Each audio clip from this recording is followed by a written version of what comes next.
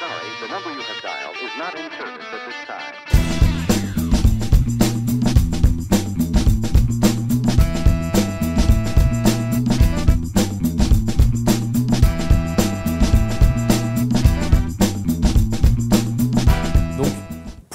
Pourquoi greffer?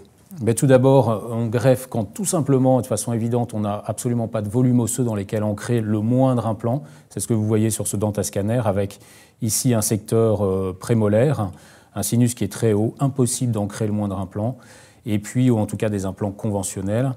Et puis le secteur prémaxillaire, où là vous voyez aussi, on n'a absolument pas d'os, on a 2 mm de hauteur osseuse, on n'a rien du tout.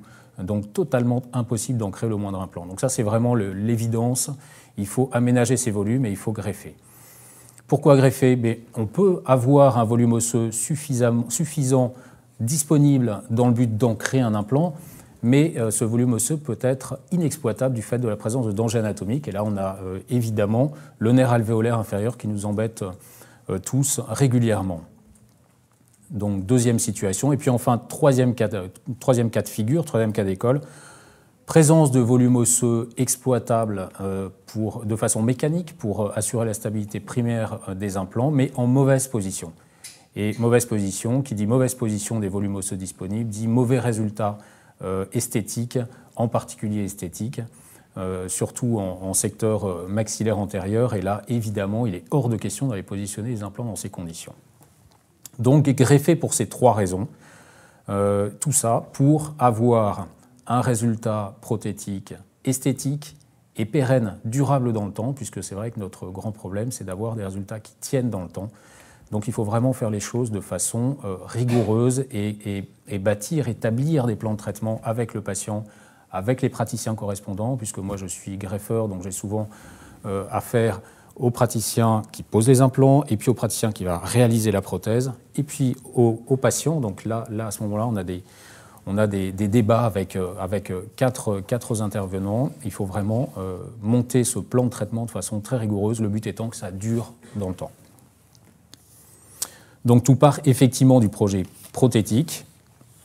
Je vais vous parler quand même beaucoup ce soir de reconstruction crestale, puisque ce sont les reconstructions les plus difficiles, les plus exigeantes vis-à-vis du chirurgien. Ce sont les plus exigeantes aussi vis-à-vis du matériau choisi. Donc c'est très très important.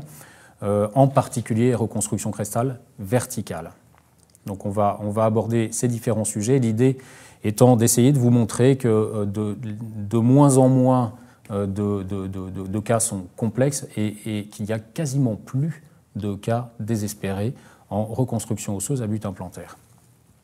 Donc voilà, ça c'est par exemple pour illustrer un petit peu ce propos, reconstruction crestale en secteur mandibulaire postérieur, qui est vraiment l'un des cas que je gère maintenant le plus souvent de manière hebdomadaire, voire pluri-hebdomadaire. Ce sont les cas qu'on m'adresse pour l'essentiel, puisque maintenant vous savez quasiment tout faire dans vos cabinets.